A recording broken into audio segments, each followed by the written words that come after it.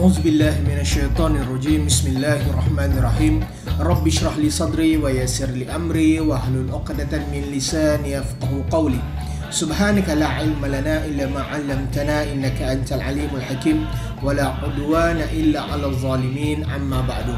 Tuan-tuan yang dirahmati Allah, puji dan syukur kepada Allah Subhanahu wa taala di atas segala nikmat yang diberikan kepada kita, di atas segala kesihatan yang diberikan kepada kita.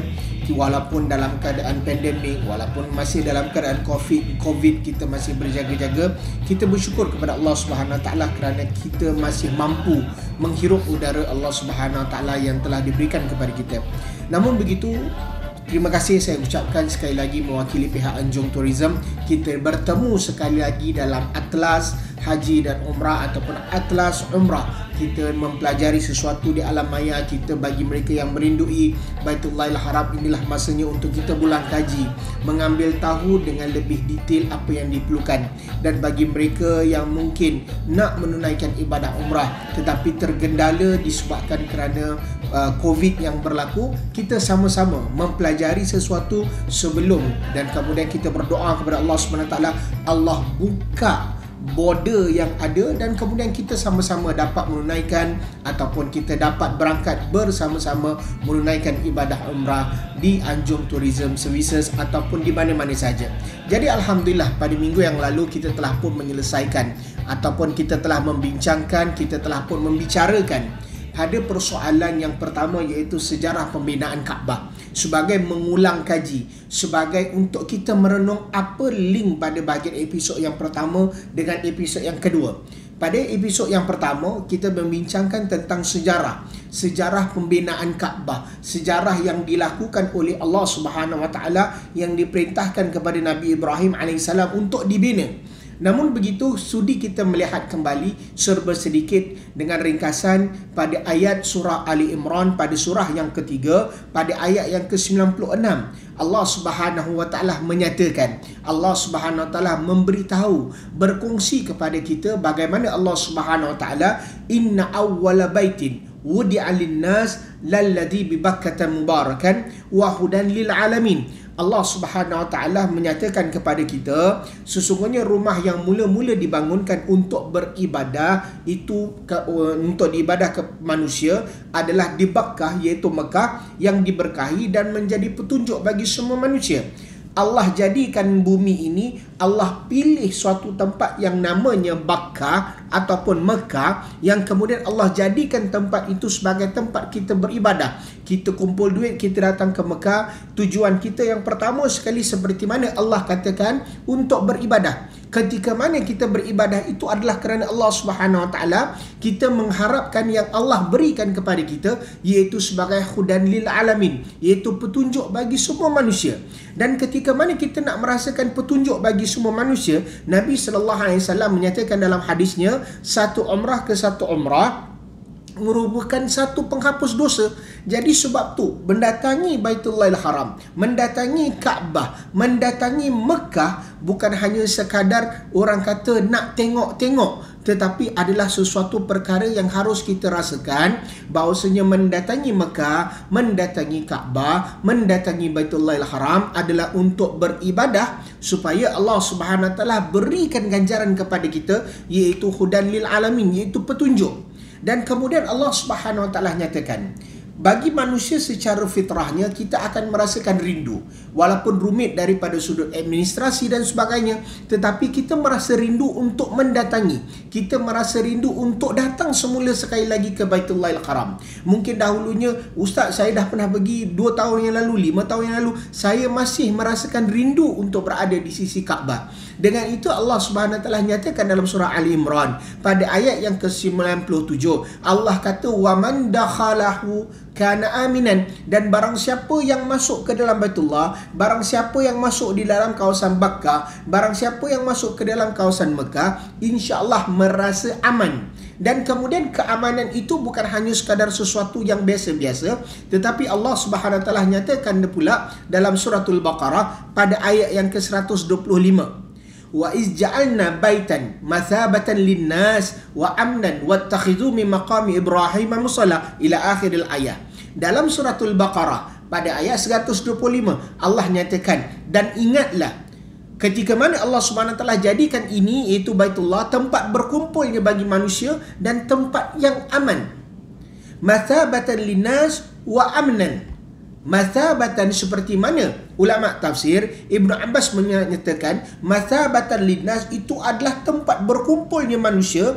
Bila manusia dah berkumpul, dia balik pulang kepada keluarganya dan kemudian dia mendatangi lagi sekali. Mathabatan linnas, tempat manusia berkumpul itu adalah kerana kerinduan.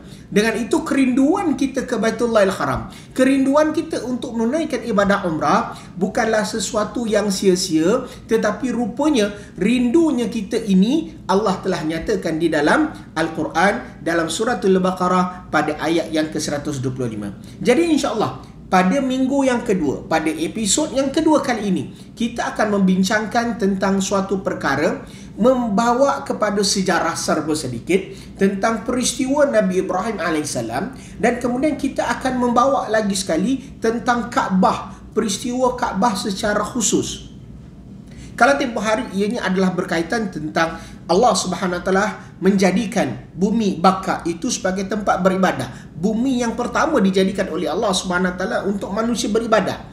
Namun mengambil sedikit, kita ke belakang sedikit untuk kita melihat sejarah Nabi Ibrahim AS, supaya bila mana kita menunaikan ibadah umrah, kita merasakan bahawasanya kita tunaikan ibadah umrah ini bukan hanya kerana kecintaan kita kepada Allah Subhanahu Wa Taala, rasa kasih sayangnya kita kepada Nabi Muhammad sallallahu alaihi wasallam, tetapi menghargai antara insan yang pertama yang diperintahkan oleh Allah Subhanahu Wa Taala untuk membina Kaabah ini, iaitu Nabi Ibrahim AS.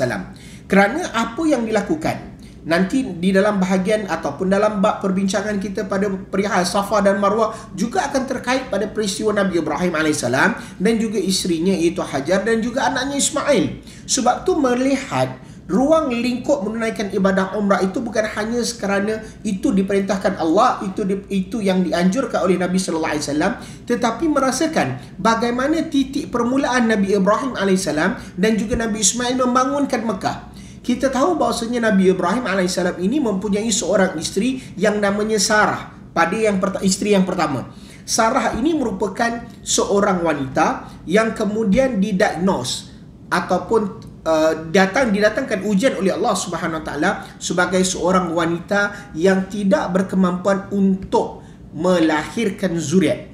Namun begitu, Nabi Ibrahim juga tidak tergopoh-gopoh untuk mencari isteri yang kedua.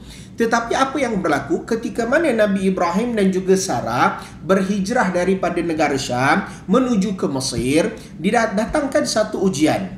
Dikatakan dalam sejarah bahawasanya Sarah ini lawa dan cantik orangnya. Raja Mesir pada ketika itu bertanya kepada Nabi Ibrahim, siapakah dia? Nabi Ibrahim tidak menyatakan itu adalah isterinya, tetapi Nabi Ibrahim menyatakan kepada raja, Sarah ini merupakan keponakan ataupun anak aku ataupun anak saudara.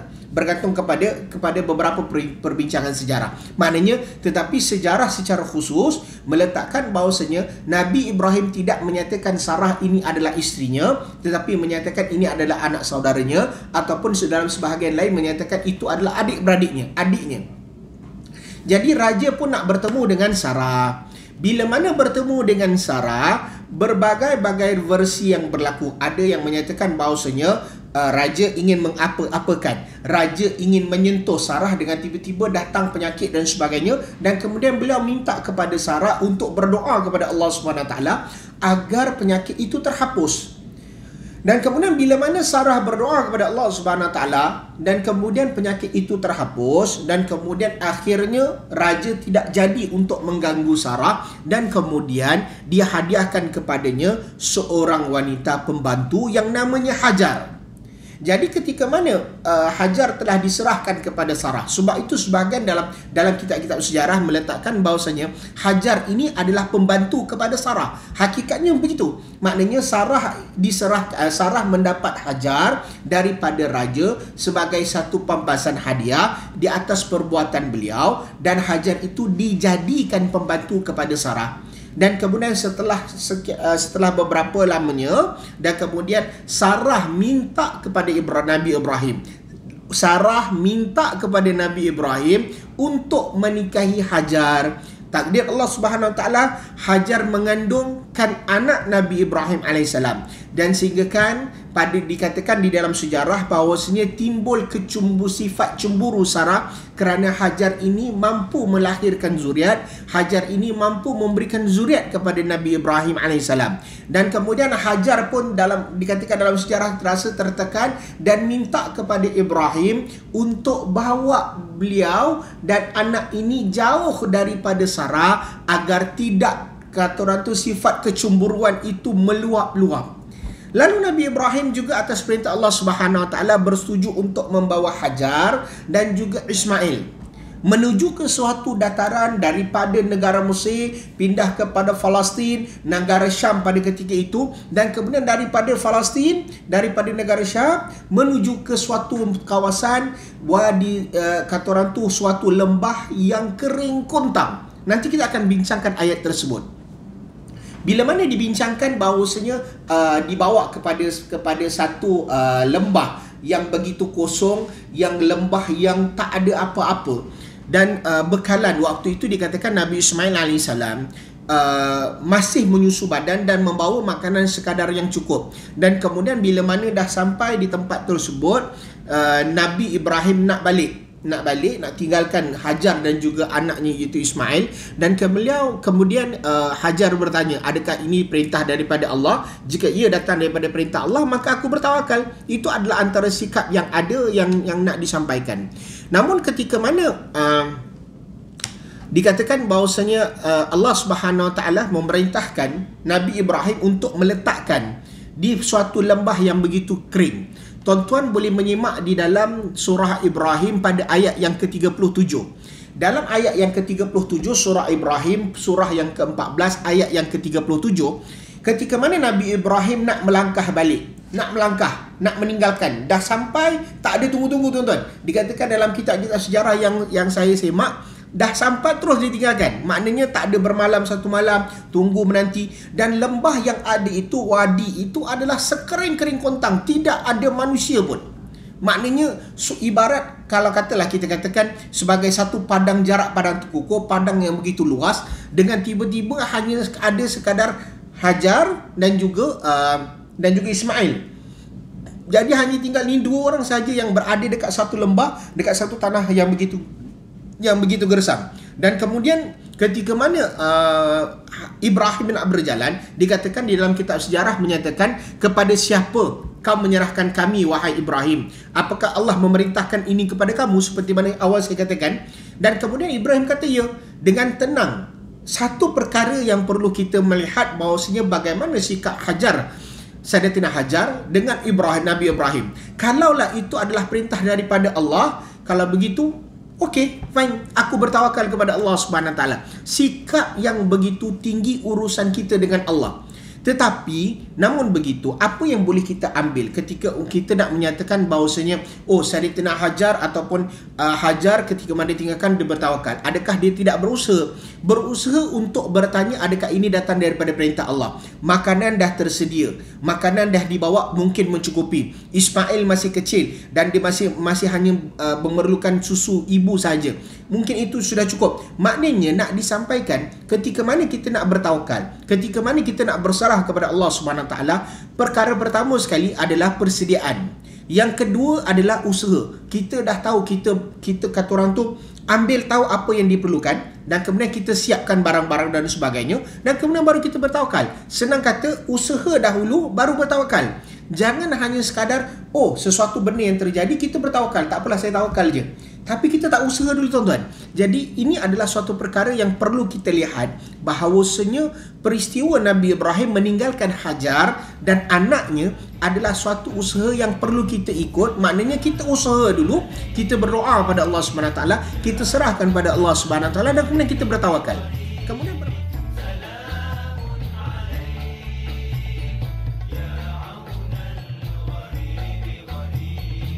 berbalik kepada dalam surah Ibrahim pada ayat yang ke-37. Seperti mana saya katakan, kita ada Quran. Al-Quran itu bukan hanya sekadar untuk dibaca, tetapi untuk difahami. Di dalam Al-Quran juga terdapat banyak-banyak kisah para anbiya. Seandainya kita hanya sekadar membacanya bahasa Arab dan tidak melihat kepada terjemahan, ianya adalah satu kerugian yang begitu besar. Dengan itu dalam surah Ibrahim pada surah yang ke-14 pada ayat yang ke-37, pandangan ulama tafsir menyatakan ketika mana dah ditinggalkan anak dan isterinya itu, Nabi Ibrahim melangkahkan seketika dan kemudian berdoa kepada Allah Subhanahu Wa Taala. Dan dikatakan oleh para ulama tafsir dan ahli sejarah menyatakan ketika mana Nabi Ibrahim berdoa kepada Allah, secara kebetulan ataupun secara pastinya Nabi Ibrahim menghadap ke arah kiblat ataupun menghadap ke arah Kaabah yang dibina sekarang. Nanti saya akan jelaskan di manakah lokasi yang dikatakan sebagai wadi ataupun lembah yang ditinggalkan oleh Nabi Ibrahim AS kepada Hajar dan juga anaknya Ismail. Tapi sebelum itu kita lihat dahulu apa yang dinyatakan oleh Allah Subhanahu Wa Taala di dalam surah Ibrahim, surah yang ke-14 ayat yang ke-37. Ba'da auzubillahi minasyaitonir rajim. Rabbana inni askantu min zurriyyati biwadi ghairi zi zar'in inda baitikal muharram rabbana liyuqimus salah faj'al af'idatan minan nas tahwi ilaihim warzuqhum minats thamarati la'allahum yashkurun. Allah nyatakan dalam ayat ini sekali lagi seperti mana pada episod pertama, kita pisahkan ayat tersebut untuk kita faham penceritaan kisah yang Allah Subhanahu Wa Taala nak sampaikan. Yang pertama, Nabi Ibrahim berdoa menyatakan kepada Allah Subhanahu Wa Taala, yang pertama, Rabbana inni askantu min zurriyyati biwadi ghairi zi zar'in inda baitikal muharram. Nabi Ibrahim berdoa kepada Allah Subhanahu Wa Taala, menyatakan kepada Allah Subhanahu Wa Taala yang pertama, ya Tuhan kami, sesungguhnya aku telah menempatkan sebahagian keturunanku, siapa? Hajar dan juga Ismail, di lembah yang tidak mempunyai tanam-tanaman di dekat rumah engkau, Baitullah yang dihormati. Itu yang pertama. Yang kedua, bila mana Nabi Ibrahim AS menyatakan, ini adalah doa yang telah beliau lafazkan, Rabbana liyuqimus salah faj'al af'idatan minan nas tahwi ilaihim. Ya Tuhan kami, wahai Rabb kami, yang demikian itu agar mereka mendirikan salat, maka jadikanlah hati sebahagian manusia cenderung kepada mereka. Dan ketiga, Allah Subhanahu Wa Taala nyatakan dalam ayat ini penceritaan kepada Nabi Ibrahim AS, warzuqhum minats thamarati la'allahum yashkurun, dan berilah rezeki mereka dari buah-buahan, mudah-mudahan mereka bersyukur. Pertama, Nabi Ibrahim AS menyatakan tentang bagaimana beliau telah menyerahkan anak dan isterinya, sebahagian daripada zuriatnya, kepada Allah Subhanahu Wa Taala supaya Allah Subhanahu Wa Taala jaga pada suatu lembah yang kering kontang yang tak ada apa-apa. Kemudian Nabi Ibrahim berdoa sekali lagi kepada Allah Subhanahu Wa Taala, ya Allah, jadikanlah mereka orang yang solat dan jadikanlah hati mereka ini yang liyuqimus salah faj'al af'idatan minan nas, yang dapat memberikan sebahagian cenderungnya kepada Allah Subhanahu Wa Taala. Bagaimana Nabi Ibrahim AS pada zaman terdahulu solat menunaikan ibadah kepada Allah Subhanahu Wa Taala tidak pernah dijelaskan bagaimana.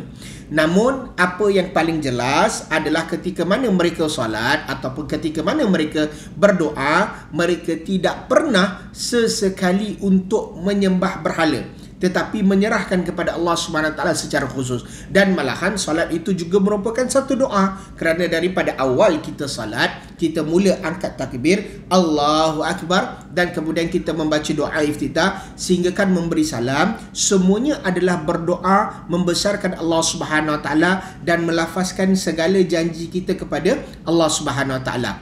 Jadi pada bahagian yang kedua, bila mana menyatakan kepada Allah, aku telah serahkan anakku dan isteriku di suatu lembah yang begitu kering dan dekat dengan Baitullahil Haram, dekat dengan rumah Allah Subhanahu Wa Taala, dan kemudian aku berdoa agar mereka ini menjadi manusia yang senantiasa solat, agar hati mereka cenderung. Dan malahan itu bukan hanya sekadar suatu perkara yang perlu kita lihat, bahawasanya solat ini juga perlu kita lakukan, dan solat ini juga perlu kita berdoa kepada Allah Subhanahu Wa Taala, Rabbi liqimus salat faj'al af'idatan minan nas. Kita minta kepada Allah Subhanahu Wa Taala supaya bila mana kita melakukan solat ini, kita cinta dengan solat. Kita merasakan bahawasanya solat ini bukan suatu bebanan, tetapi merasakan bahawasanya solat ini menjadikan aku seperti mana bayangan Nabi Ibrahim tinggalkan Hajar dan juga Ismail. Kekuatan yang mereka ada itu adalah solat. Kekuatan yang mereka ada itu adalah berdoa kepada Allah Subhanahu Wa Taala.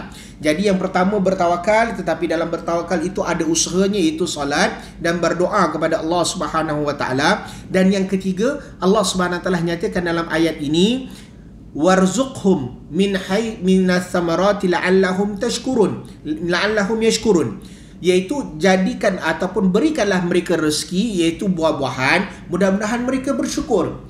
Jadi nak sampaikan bahawasanya Nabi Ibrahim telah mempersiapkan, telah kata orang tu menyerahkan kepada Allah Subhanahu Wa Taala dan mengharapkan Hajar dan juga Ismail solat dan juga berdoa kepada Allah Subhanahu Wa Taala, dan Nabi Ibrahim minta kepada Allah agar agar diberikan makanan dan kemudian mereka menjadi orang yang bersyukur. Tuan-tuan, kalau katalah kita melihat kepada situasi kita dalam ayat ini, kita tidak ditinggalkan dalam keadaan yang begitu, tetapi kita dibesarkan dalam keadaan yang ada keluarga, alhamdulillah. Sekiranya kita mempunyai kita dibesarkan dengan tidak ada keluarga, itu adalah sebahagian ujian. Tetapi Allah datangkan nikmatnya itu, kita masih hidup, kita masih membesar, kita masih mampu bernafas. Dan kemudian dalam hal ini, bila mana kita merasa syukur, kita merasa berterima kasih kerana kita masih hidup dan kita masih dijaga, baik dijaga oleh keluarga kita ataupun sesiapa sahaja yang menjaga kita. Perkara yang kedua yang perlu dilakukan sebagai seorang manusia adalah salat dan berdoa kepada Allah Subhanahu Wa Taala. Dan kemudian Allah akan tambahkan, bukan hanya sekadar kita menjadi hamba yang bersyukur, tapi kita lakukan ibadah dengan mengharapkan mudah-mudahan adanya rezeki, adanya pemberian daripada Allah Subhanahu Wa Taala untuk kita bersyukur kepada Allah Subhanahu Wa Taala. Ini merupakan perkara yang begitu besar. Dan dalam masa yang sama juga ada doa Nabi Ibrahim. Tuan-tuan, peristiwa Nabi Ibrahim membina Kaabah bukan hanya sekadar pembinaan, tetapi ada beberapa ayat yang lain yang Nabi Ibrahim ajarkan kepada kita apa yang kita nak minta kepada Allah Subhanahu Wa Taala. Kita jauh-jauh menyimpan duit, kita jauh-jauh menyimpan sebahagian daripada harta kita, walaupun dalam keadaan sesak, tetapi kerana kita tahu bahawasanya saya nak menunaikan ibadah umrah, lalu saya kumpulkan duit sedikit demi sedikit dengan mengharapkan cukup untuk saya berangkat menunaikan ibadah umrah. Dengan itu, ketika mana berada di tanah suci, mintalah apa yang perlu kita minta. Kalau tak tahu, jadikanlah peristiwa Nabi Ibrahim AS ini sebagai satu peristiwa di mana kita nak minta dengan Allah itu apa. Bergantung kepada surah Ibrahim ayat yang ke-37, kita nak minta kepada Allah Subhanahu Wa Taala, bimbinglah solat kita, jaga peliharalah solat kita. Kita minta kepada Allah Subhanahu Wa Taala supaya kita istiqamah dalam menunaikan solat kita dan berdoa kepada Allah Subhanahu Wa Taala. Dan kemudian yang seterusnya adalah bergantung kepada ayat yang 37 ini, kita minta kepada Allah Subhanahu Wa Taala. Kita dah dekat dengan tempat yang paling mustajab, kita dah ada depan Kaabah, kita mintalah kepada Allah Subhanahu Wa Taala. Bukan hanya sekadar solat kita dijaga, tetapi jadikanlah kita orang yang bersyukur, jadikanlah kita orang yang tahu nak mencari nafkah yang halal untuk kita berikan diri kita sesuap nasi ataupun ahli keluarga kita, mempercukupkan kata orang tu harta untuk meneruskan kehidupan. Kita minta kepada Allah Subhanahu Wa Taala. Dalam ayat 37 kita dah dapat poin apa kita nak minta pada Allah Subhanahu Wa Taala. Ketika mana kita menunaikan ibadah umrah ataupun kita kat Singapura ni pun kita boleh minta juga, tidak menjadikan masalah. Namun dalam surah Ibrahim, kalau tadi pada ayat yang ke-37, kemudian pada ayat yang ke-38 Allah Subhanahu Wa Taala nyatakan dalam surah yang sama, surah Ibrahim, Allah nyatakan, Rabbana innaka ta'lam ma nukhfi wa ma nu'lin wa ma yakhfa 'ala Allah min syai'in fil ardi wala fis sama', Ya Tuhan kami, sesungguhnya Engkau mengetahui apa yang kami sembunyikan dan apa yang kami lahirkan, dan tidak ada sesuatu pun yang tersembunyi bagi Allah, baik yang ada di bumi maupun di langit. Jadi Allah Subhanahu Wa Taala, Nabi Ibrahim nak gambarkan bagaimana keadaan sekalipun sebagai seorang manusia, Allah mengetahui segala-galanya. Kita sembunyikan macam mana, kita rasa tertekan dengan pekerjaan, mungkin kita tak cerita dengan ahli keluarga, kita tak cerita dengan sahabat handai kita, kita tak bercerita dengan kata orang tu orang-orang yang terdekat. Tetapi Allah Subhanahu Wa Taala mengetahui, wa ma yakhfa Allah, dan apa yang kami lahirkan, dan wa ma yakhfa 'ala Allah min syai'in fil ardi wala fis sama, dan tidak ada sesuatu pun yang tersembunyi bagi Allah, baik yang ada di bumi maupun yang ada di langit. Allah mengetahui segala-galanya. Jadi tuan-tuan, untuk mengambil pengajaran yang begitu besar, ketika mana kita berdoa, Ustaz, boleh ke saya minta saya nak kaya sekian. Jawapannya boleh tuan-tuan, tidak menjadikan masalah. Yang penting ketika mana Allah berikan kekayaan, kalau katalah lihat pada ayat yang ke-37, kita minta kepada Allah SWT untuk berikan kekayaan kepada kita, tak salah. Tetapi yang menjadi salahnya bila mana kita tak menjadi la'allahum yashkurun, kita tak menjadi orang yang bersyukur. Itu menjadi satu kesalahan. Jadi apa sahaja yang terbuku dalam hati, ketika mana kita nak minta dengan Allah, minta. Cuma minta yang baik-baik lah kan. Janganlah kita kata kita ada masalah dengan seorang hamba Allah SWT ni, ya Allah, kau jadikanlah fulan bin fulan ni dia berhenti kerja ke, ataupun boleh tak Ustaz saya minta supaya Allah turunkan balak pada dia sekian. Tuan-tuan, dalam hal ini adalah lebih baik seandainya kita bukan hanya sekadar mendoakan untuk diri kita.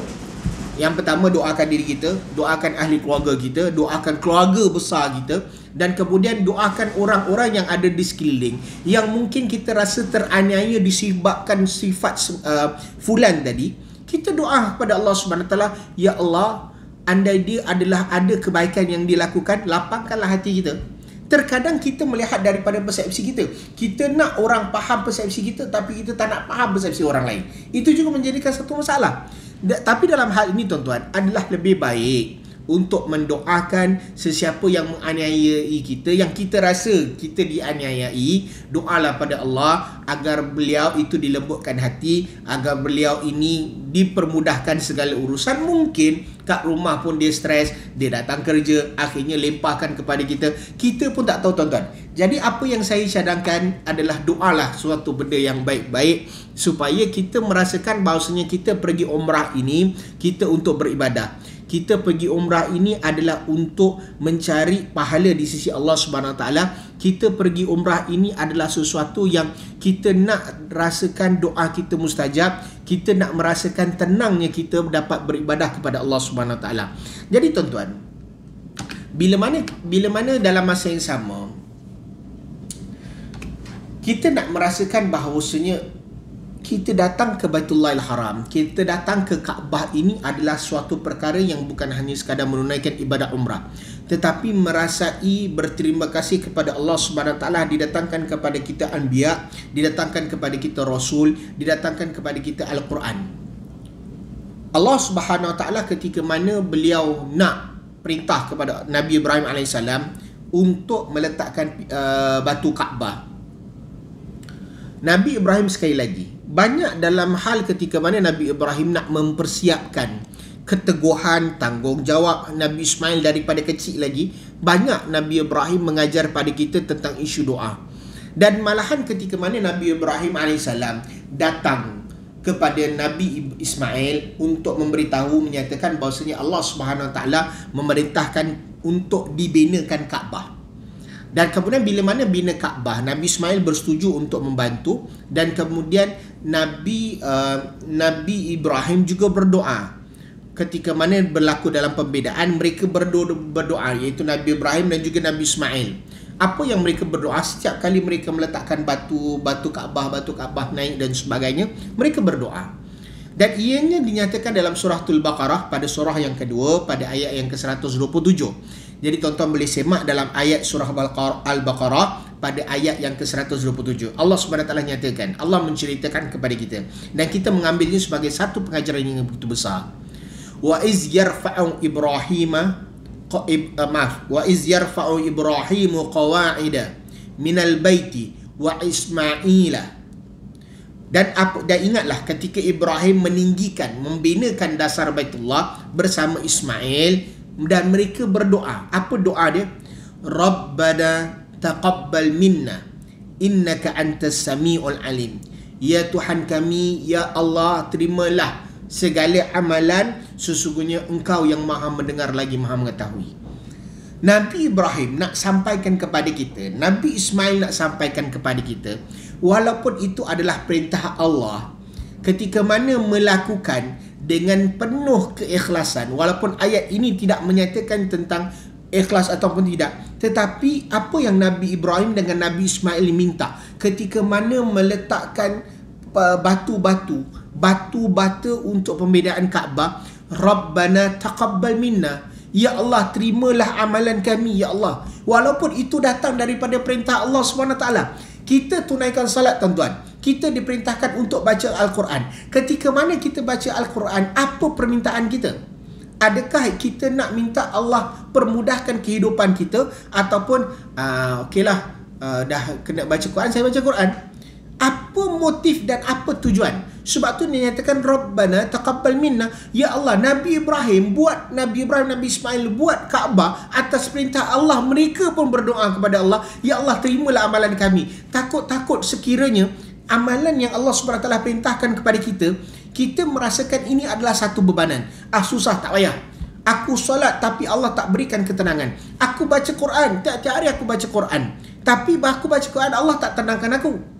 Jadi kita nak merasakan bahawasanya Allah perintahkan, ya Allah kau tolonglah atas perintahmu untuk iqra, untuk baca, maka aku baca Al-Quran. Dan mudah-mudahan dengan bacaan Quran ini Allah, Engkau terimalah segala permintaan aku dan kau bantulah untuk aku dapat permintaan aku. Jadi kita nak kena merasakan bahawasanya Rabbana taqabbal minna, ya Allah terimalah segala amalan kami. Apa sahaja yang kita lakukan, walaupun tuan-tuan, sekalipun dalam konteks hari ini, kalau katalah kita Rabbana taqabbal minna, kita nampak orang-orang nak melintas jalan, orang yang mungkin dah berusia, dah uzur, kita bantu, ya Allah permudahkanlah segala, ya Allah Rabbana taqabbal minna, ya Allah kau terimalah amalan ini, aku bantu seorang yang dalam keadaan uzur untuk melintas ni, ya Allah kau terimalah amalan ini sebagai satu ibadah. Menjadikan kita melakukan satu amalan itu adalah merasakan ini adalah ibadah.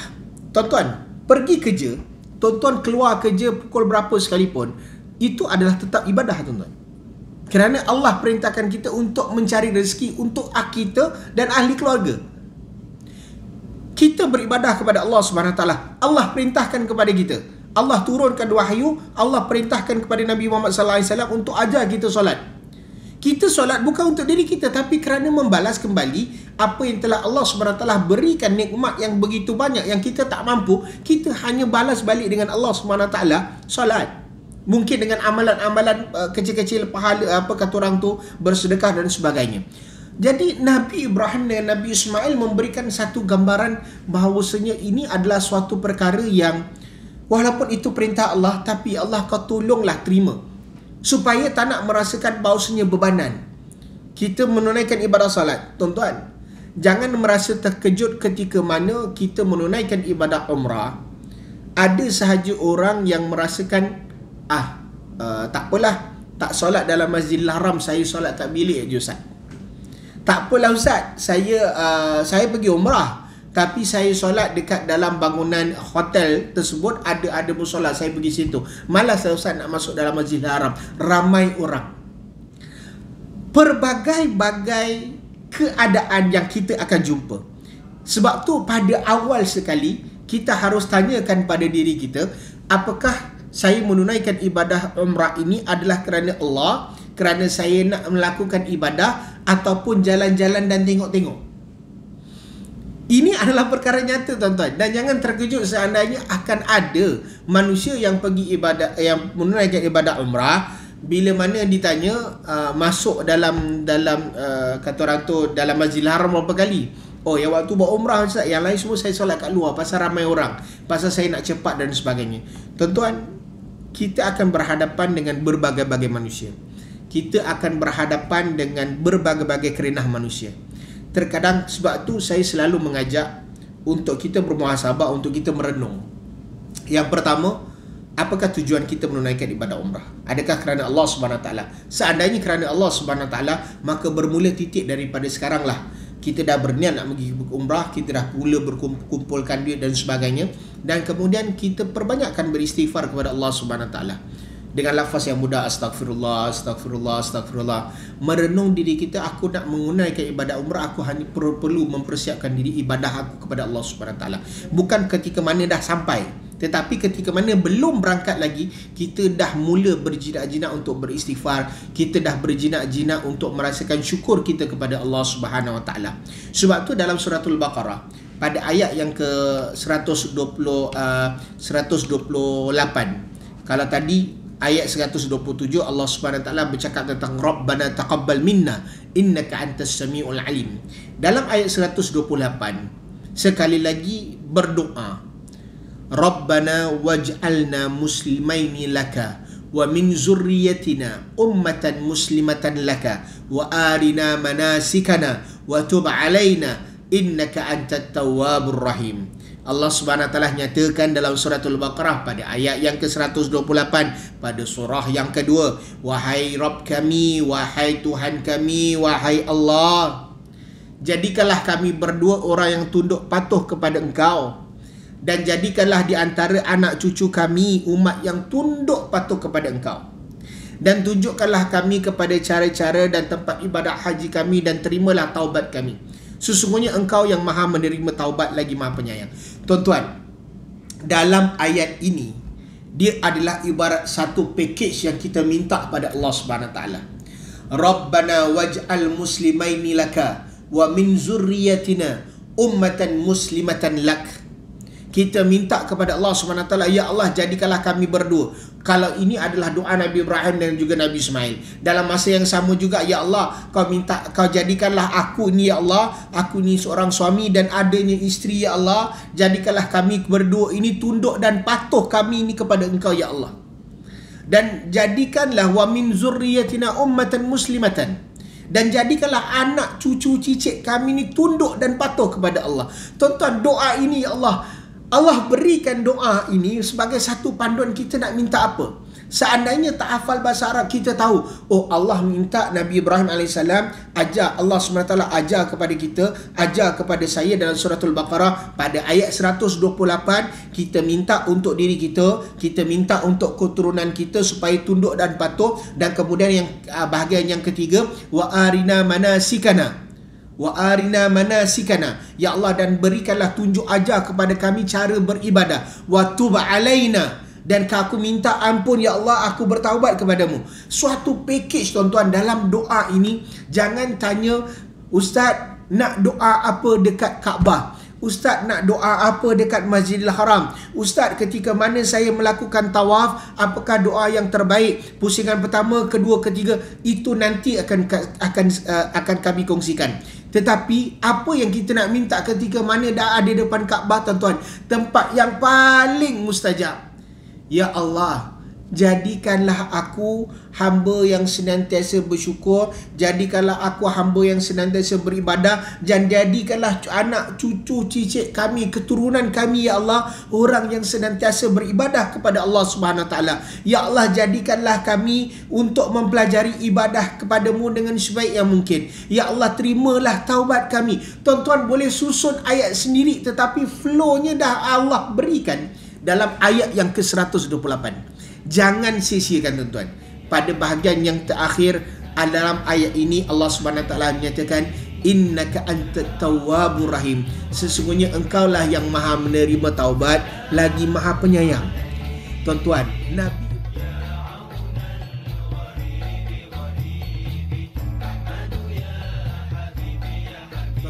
Nabi Ibrahim, Nabi Ismail, perjalanan sejarah hidup mereka, sejarah pembinaan Kaabah penuh dengan doa, penuh dengan pengajaran yang boleh kita ambil untuk jadikan perjalanan ibadah kita menuju Baitullah suatu hari nanti dengan cukup lengkap.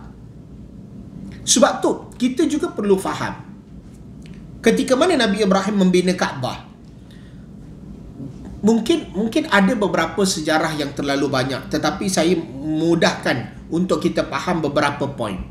Yang pertama, pada poin yang pertama itu adalah Hajar Aswad, seperti mana yang kita faham. Jadi saya tak akan terangkan dengan lebih lanjut sejarah Hajar Aswad. Mungkin tuan-tuan boleh cari dan sebagainya. Yang penting itu adalah Hajar Aswad yang dikatakan batu daripada syurga. Dan kemudian yang kedua itu adalah pintu Kaabah. Dan kemudian yang ketiga itu adalah Maqam Ibrahim. Dan yang keempat itu adalah Kiswah Kaabah.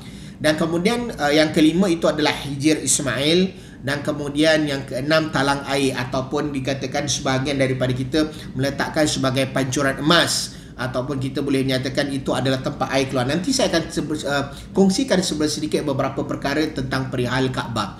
Dan kemudian yang ketujuh itu adalah Rukun Yamani. Dan kesembilan itu adalah disebut sebagai dalam bahasa Melayu sebagai kaki Kaabah. Dan kemudian yang kelapan itu adalah Rukun Aswad. Jadi tuan-tuan yang dirahmati Allah, dalam hal kita ketika mana kita nak berada di Baitullahil Haram, Ustaz, kat mana tempat yang paling mustajab? Antara yang ada adalah di antara Hajar Aswad dan pintu Kaabah itu disebut sebagai multazam. Tapi untuk merasa dekat dengan Kaabah, letakkan pipi berdoa di Kaabah, itu mungkin kita perlukan tenaga. Jangan kita berada di Kaabah tetapi kita merasakan bahawasanya ini adalah suatu perkara yang menjadi beban, suatu perkara yang kita nak perlu berasak-asak. Tak perlu tuan-tuan, duduk sahaja di sekitar mana sahaja yang ada, insya-Allah doa itu adalah mustajab tuan-tuan. Jadi duduk menghadap ke arah Kaabah di daerah mana sekalipun, itu adalah mustajab. Jangan sampai kita nak dekat dengan multazam di antara Hajar Aswad dengan pintu Kaabah, kita berasak, kita tolak orang dan sebagainya. Begitu juga lah, sama juga dengan ketika mana kita nak mencium Hajar Aswad. Tidak salah untuk cium Hajar Aswad, tetapi menjadi satu kesalahan ketika mana kita nak cium Hajar Aswad, kita berasak dan kita tolak orang tuan-tuan. Itu merupakan satu kesalahan yang begitu besar. Dan kemudian ketika mana kita merasakan tentang Hijr Ismail, saya hanya akan ceritakan tentang poin yang kelima, iaitu Hijr Ismail dan juga talang air. Hijr Ismail, nama Hijr Ismail ini mempunyai beberapa kata orang tu kita panggil, kita katakan perbezaan pandangan. Nama Hijr Ismail itu ada sebahagian para ulama menolak. Antaranya adalah Syekh Muhammad bin Saleh Al-Utsaimin. Beliau menyatakan bahawasanya Hijr Ismail itu tak ada sebenarnya. Sebenarnya nama Ismail itu bukan hanya sekadar cukup dipanggil sebagai Hijr. Hijr ini dia adalah satu lekukan yang kemudian Nabi Ismail pun tak menamakan itu sebagai Hijr, tetapi ianya berlaku pada zaman Quraisy, dan kemudian ketika mana Kaabah runtuh dan kemudian nak bangunkan kembali dan kemudian tidak mencukupi dana. Dan ini adalah disokong di dalam suatu hadis Nabi sallallahu alaihi wasallam, di mana dalam manakala di dalam buku sejarah Mekah, Dr. Muhammad Ilyas Abdul Ghani mengambil nama Hijr Ismail ini bergantung kepada peristiwa yang diceritakan oleh Nabi Muhammad SAW dalam hadisnya, di mana beliau menyatakan daripada Aisyah radhiyallahu anha, qalat sa'altu Nabi sallallahu alaihi wasallam anil jadrin amin al-baiti wa huwa qala na'am, qultu fama lahum lam yadkhuluhu fil baiti, qala inna qaumaka qasarat bihimul nafaqat. Yang menyatakan bahawasanya, dikisahkan bahawasanya Aisyah radhiyallahu anha bertanya kepada Nabi SAW tentang Hijr Ismail, apakah ia bahagian dari rumah suci ini? Lalu Nabi sallallahu alaihi wasallam menjawab, betul. Kemudian Aisyah bertanya lagi, mengapa mereka tidak memasukkan sekalian sisanya ke Kaabah? Jawab Nabi sallallahu alaihi wasallam, sebab kaummu kekurangan dana, dan hadis yang bersambunglah. Jadi nak disampaikan bahawasanya Hijr Ismail ini pernah roboh, Kaabah pernah roboh, dan kemudian kaum Quraisy membangunkan kembali. Ketika membangunkan kembali, mempunyai kekurangan dana untuk menyambungkan Hijr Ismail, dan kemudian ditinggalkan sebegitu rupa sampailah ke hari ini, dan ianya kekal sedemikian rupa. Lalu bila mana ditanyakan bahawasanya adakah Hijr Ismail ini termasuk di dalam Kaabah, Nabi SAW menyatakan ya. Jadi kita ini sebagai manusia tak dapat nak masuk Kaabah seperti mana yang kita lihat pintu Kaabah terbuka dan sebagainya, kerana kita bukan kebiasaan. Tetapi apa yang telah Nabi SAW berikan peluang kepada Aisyah. Aisyah bertanya sekali lagi kepada Nabi SAW, qalat kuntu uhibbu an adkhula baita fa usalli fihi fa akhadha Rasulullah sallallahu alaihi wasallam bi yadi fa adkhalni hijra, qala salli fi hijrin in aradti dukhula baiti fa innama huwa qit'atun minal bait. dari Aisyah radhiyallahu anha bahawasanya beliau berkata, aku ingin sekali masuk ke dalam Kaabah dan solat di dalamnya. Lalu Rasulullah SAW menarik tanganku dan membawanya ke dalam Hijr Ismail sambil berkata, solatlah di dalamnya jika engkau ingin masuk Kaabah, kerana ianya merupakan bahagian dari rumah suci ini. Jadi tuan-tuan mengambil peluang ketika mana di luar waktu umrah, mungkin pada waktu-waktu tertentu kita nak berjalan, mungkin kita tengok kita mampu. Yang penting dengan syarat tuan-tuan, jangan tolak, yang penting tangan dan kaki jaga, jangan menyiku dan sebagainya untuk kita sampai kepada tempat Hijr Ismail. Solat di dalam Hijr Ismail, nak solat apa Ustaz? Terkadang bergantung dapat rezeki, dapatlah solat waktu. Kalau tak ada rezeki, dapatlah, cukuplah hanya sekadar solat pada waktu-waktu yang ada waktu sunat, solat sunat 2 rakaat dan kemudian berdoa kepada Allah SWT. Itu juga adalah tempat yang mustajab. Jadi dalam masa yang sama juga dikatakan bahawasanya air tempat pancuran emas itu, tuan-tuan, sebenarnya fungsinya adalah tempat talang air, tempat bila, dan ianya dikatakan bahawasanya dibina pada zaman Quraisy pun. Ianya adalah untuk ketika mana menyucikan, membersihkan Kaabah, dan kemudian air-air cucian itu akan masuk ke dalam kawasan talang air, tempat peredaran air daripada atap Kaabah. Jadi supaya air yang kita cuci ataupun hujan yang turun dapat melalui turun ke bawah. Sebab bergantung kepada pembentukan ataupun pembuatan asal Kaabah, ianya atas ada yang straight dan ada yang menyatakan dia mula-mula rata saja. Dan kemudian pada zaman Quraisy dibuatkan lekukan supaya air dapat keluar dan sebagainya. Jadi ini merupakan antara fakta-fakta sejarah yang wujud. Jadi adakah keperluan untuk kita, kalau katalah hujan, duduk bawah apa orang kata, duduk bawah pancuran emas dan kemudian ambil airnya minum? Wallahualam bisawab. Kalau tuan-tuan tanya pada saya sini, saya kata elakkan daripada perbuatan tersebut.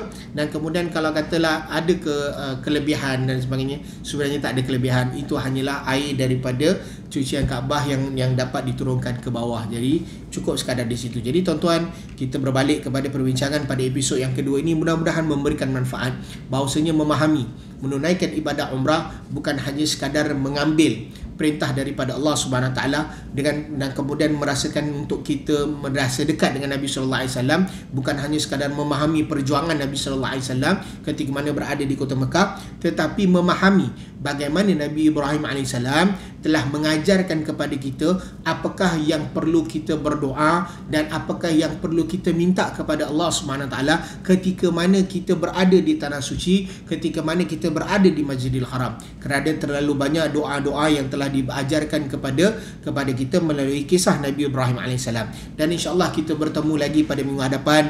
Mudah-mudahan ianya bermanfaat untuk semua yang menonton, dan insya-Allah kita bertemu dalam episod yang ketiga pada bulan hadapan, pada minggu yang kedua, iaitu pada Oktober, pada bulan Oktober, pada minggu yang kedua dan minggu keempat pada setiap hari Jumaat. Insya-Allah kita bertemu lagi. Dengan itu, wassalamualaikum warahmatullahi wabarakatuh.